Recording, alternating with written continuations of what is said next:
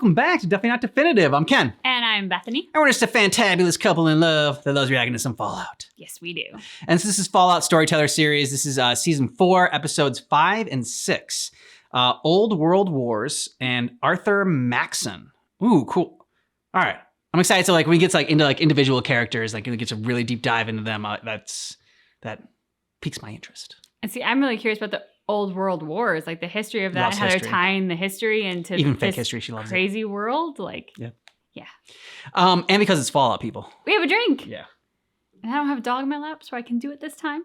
Bucky has found the fireplace because it's winter here, and he's mildly obsessed with it. Mm-hmm. So I've been overshadowed for a fireplace. This is our Stimpack Spritzer. You add the Stimpack, you give it a little bit of a stir. Ken's already ahead of me. And then you cheers, and you watch Fallout. Cheers. If human nature has taught me anything, Edna, it's that people just can't keep to themselves. A brief look at history can show you that man's incessant need to interfere with one another has caused every war that ever was. Yeah? Yep. If neighbors could just learn to coexist, if we could all acknowledge that we're on this earth for but a short time, Well, if Bert would just trim his maybe the fucking Great hedges. War never had to happen. But it did happen, and atop the ashes, mankind continues to ignore the mistakes of the past. You'd think that nuclear showdown between China and the United States would have taught us something. But I guess we're too stupid to learn, and too stubborn to die off. Both. Yes, Edna, we're like cockroaches. Any more of that lip, and I'm prying you open to see what's gotten into you. Ooh. No matter how many soldiers, Harsh. Yeah. Edna. planes, and warships they would pour in, they were still fighting on American soil. And when the Americans deployed the first T-45s less than a year later, in 2067, they definitely realized that. A West-Tech frame featured servo motors and hydraulics mated with the best armor plating they could come up with. They helped America withstand the Chinese offensive and turn the tide, not because they were walking tanks, but because of the firepower. The first T-45s were crude, angular things, but the T-51, finally fielded in 2075, was elegant. Curved organic surfaces, providing balanced protection and mobility.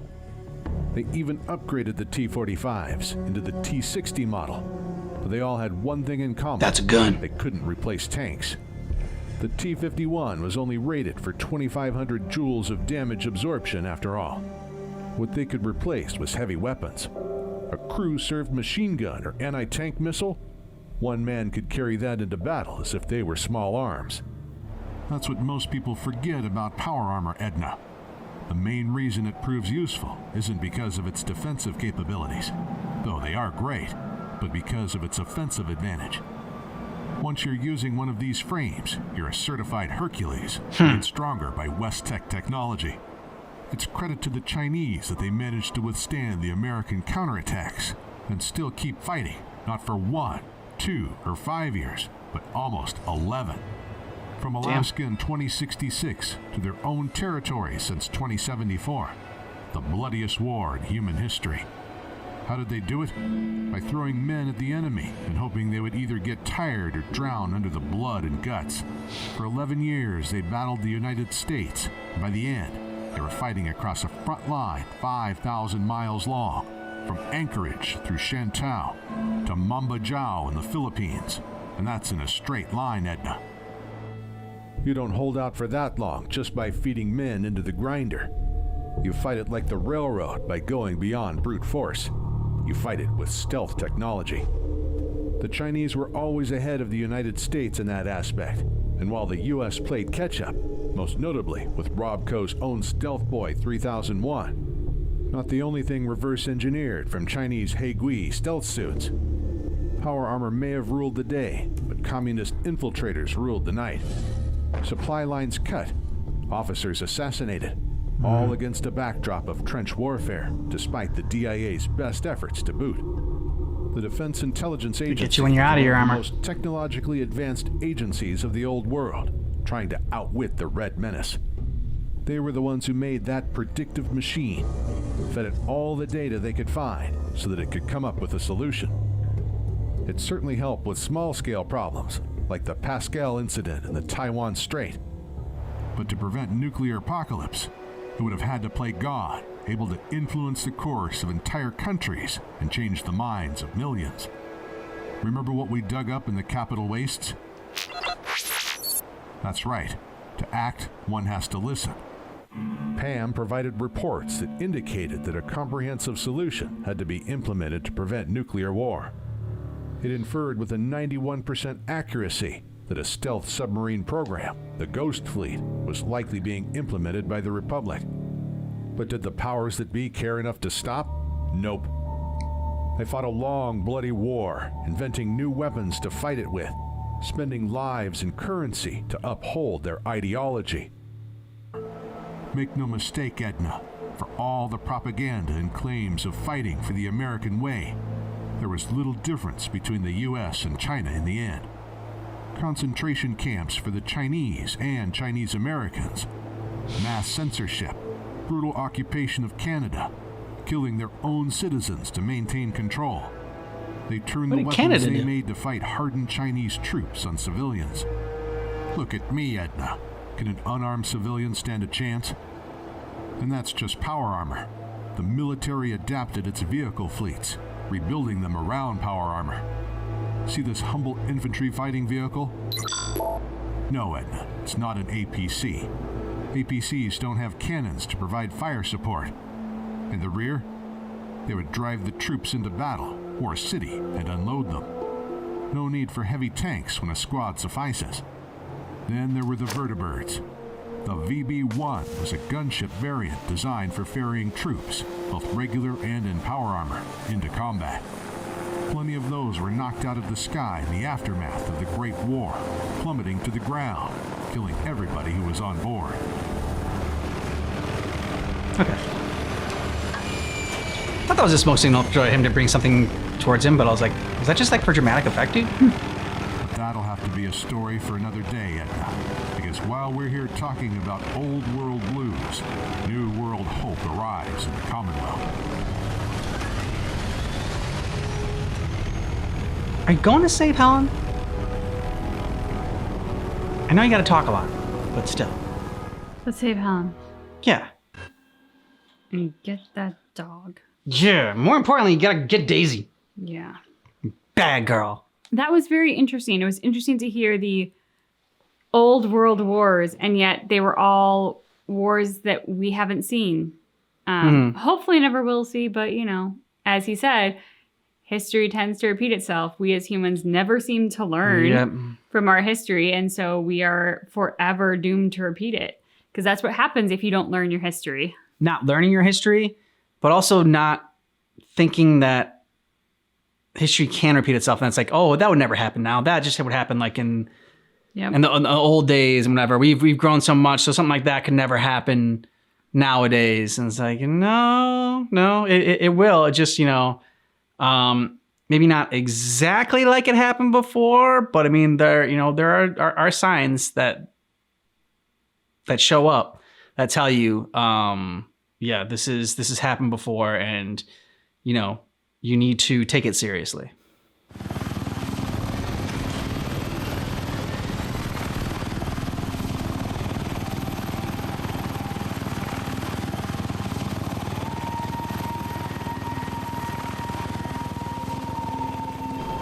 I could get used to traveling like this, Edna. This old VB-1 doesn't have the armor or firepower of the VB-2 gunship. There's a lot of them. Maxson seems to be putting them to good use. Who is Maxson? You must be pulling my leg, Edna. I see. Well, it's a good thing I didn't wipe your entire memory when I installed that stealth module. Sorry, I'm not a better iBot mechanic, Edna. Blame it on my clumsy fingers. When we get to the Pridlin, we'll have you looked at. Until then, I'll fill you in. It doesn't look like that suit gives you nimble fingers. Arthur Maxson is the last surviving descendant of the founder of the Brotherhood, Captain Roger Maxson of the United States Army. Roger was a faithful soldier of the U.S., a rebel, then a deserter. He founded perhaps the most enduring group of people this wasteland has ever seen. I suppose greatness runs in the family. You can trace it right down the line. His son helped contain raiders in New California, only to fall in battle with vipers. big gun. Nicked Doesn't by even need a poisoned fucking helmet. arrow with his helmet off.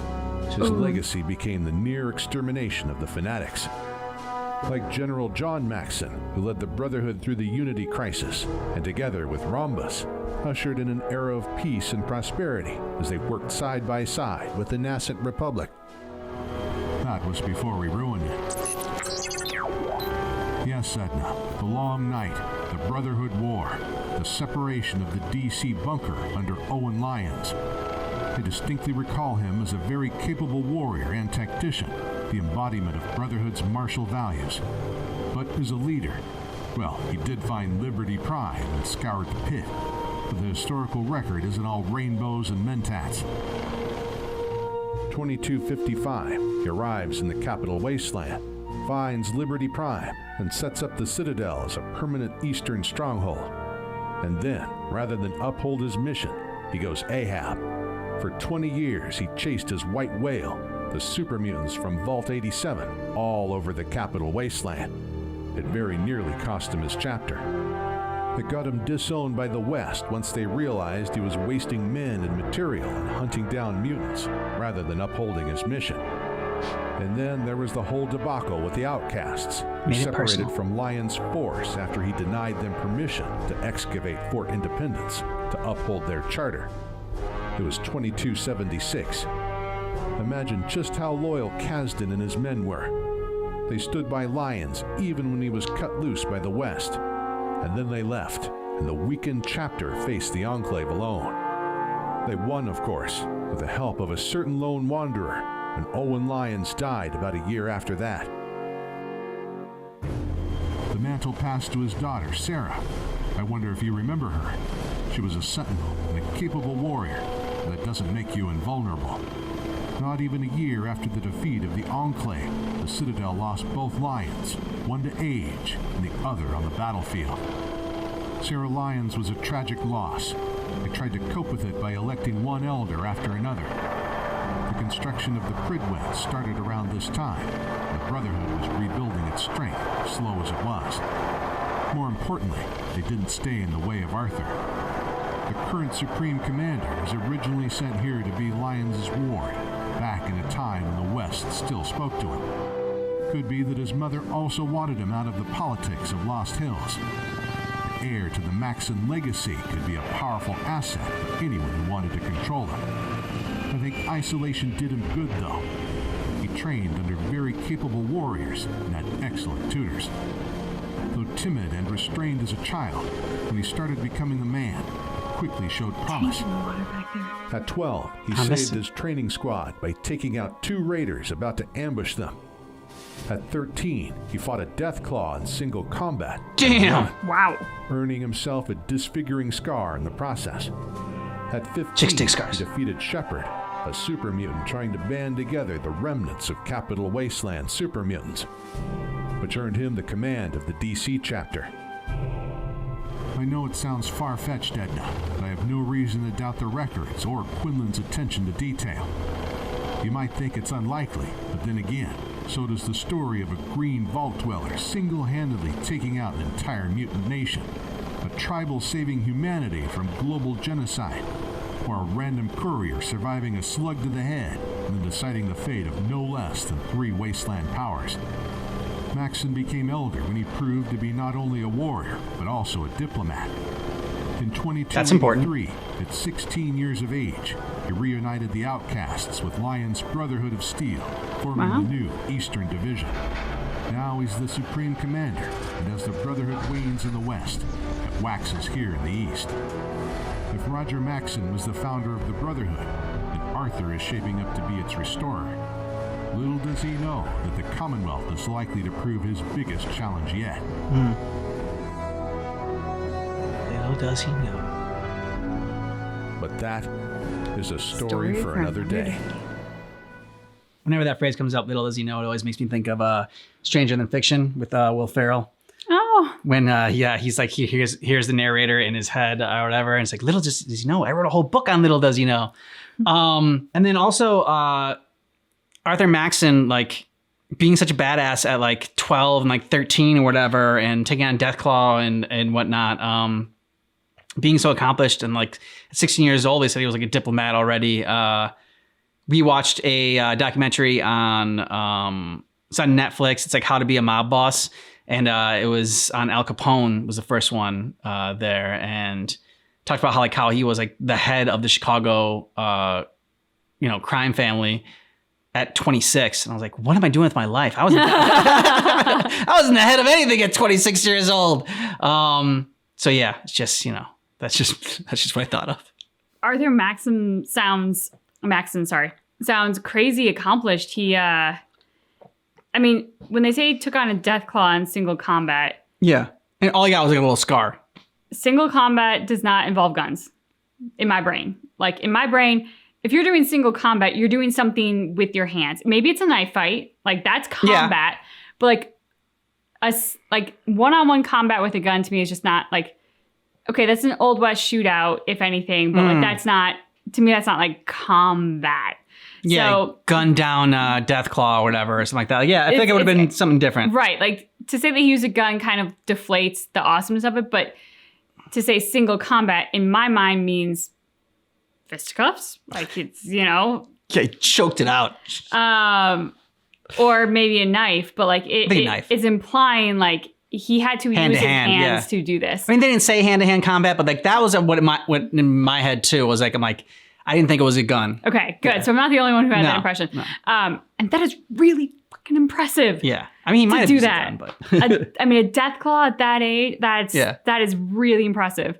And then a diplomat at 16, I mean, that tells me that not only is he strong, but he is smart. Mm-hmm. It takes smarts to be a diplomat.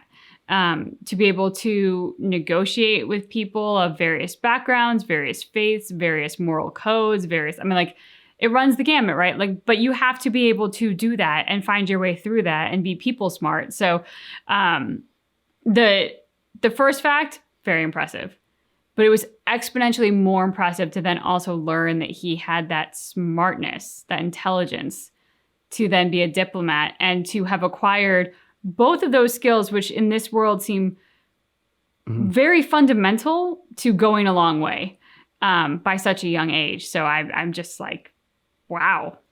Which again brings me back to Al Capone, because he learned from he had two mentors. Like one was like the guy that was kind of taught him like the street smarts and how to be, good entrepreneur. And then Torrio. Torrio, Johnny Torrio.